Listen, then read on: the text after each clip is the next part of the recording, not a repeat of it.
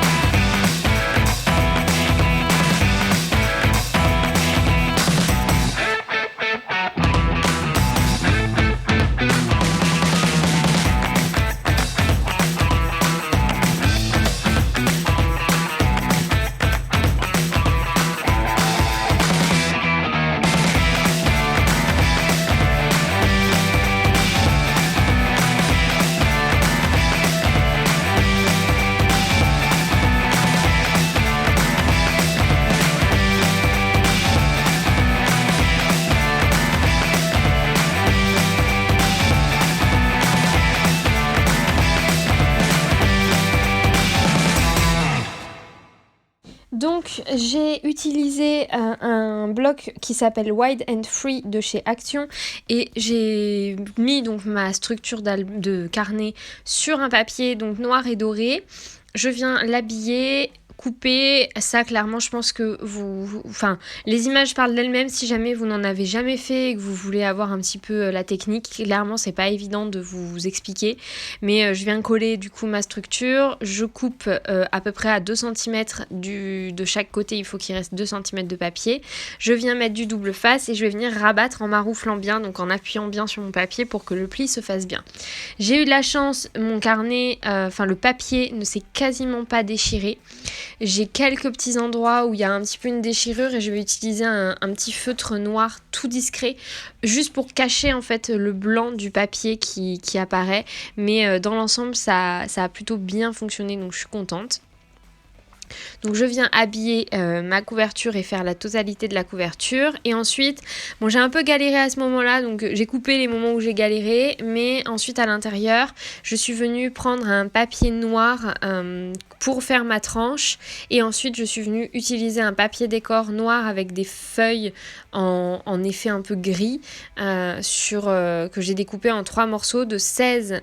Donc 2 morceaux de 16,5 par 11,5 et un morceau de 16,5 par un tout petit peu moins de 1 cm. Une fois que mon album, mon carnet, les plis se sont bien faits et que tout va bien, je vais venir coller mon carnet à l'intérieur.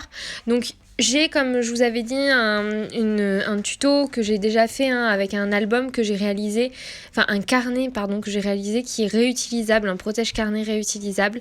Là, j'ai préféré ne pas faire de protège-carnet réutilisable, ça me prend trop de temps et c'est trop compliqué à gérer et à faire. Mais par contre, je pense que vous pouvez tout à fait arracher une fois que le carnet est fini, arracher les pages et recoller par-dessus un autre carnet, c'est totalement faisable.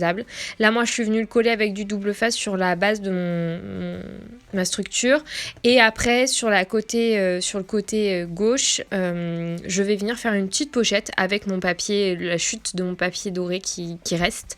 Je fais une petite pochette. Donc, pour ça, je coupe un papier qui va mesurer du coup 14-15 cm à peu près sur... à peu près 10 cm. Je viens plier donc pour avoir une bande en bas sur un seul côté qui va mesurer 1,5 cm par exemple ou 1 cm, et sur les côtés je viens plier pour qu'il y ait à peu près 1 cm de chaque côté et surtout que la largeur soit égale à 11,5. Il faut que ma largeur de ma pochette soit égale à 11,5. Après les rabats, peu importe, si vous voulez faire des rabats qui mesurent 3 cm chacun, vous pouvez, ça on s'en fiche. Je viens faire mes rabats, couper en biseau mes angles, et je viens coller au double face sur mon carnet et le tour est joué. Le projet est déjà terminé, donc n'hésitez pas à me dire en commentaire ce que vous avez pensé de ce petit tuto ultra rapide. Moi j'ai bien aimé le faire, j'espère que ça va plaire, que c'est un produit qui va intéresser du monde.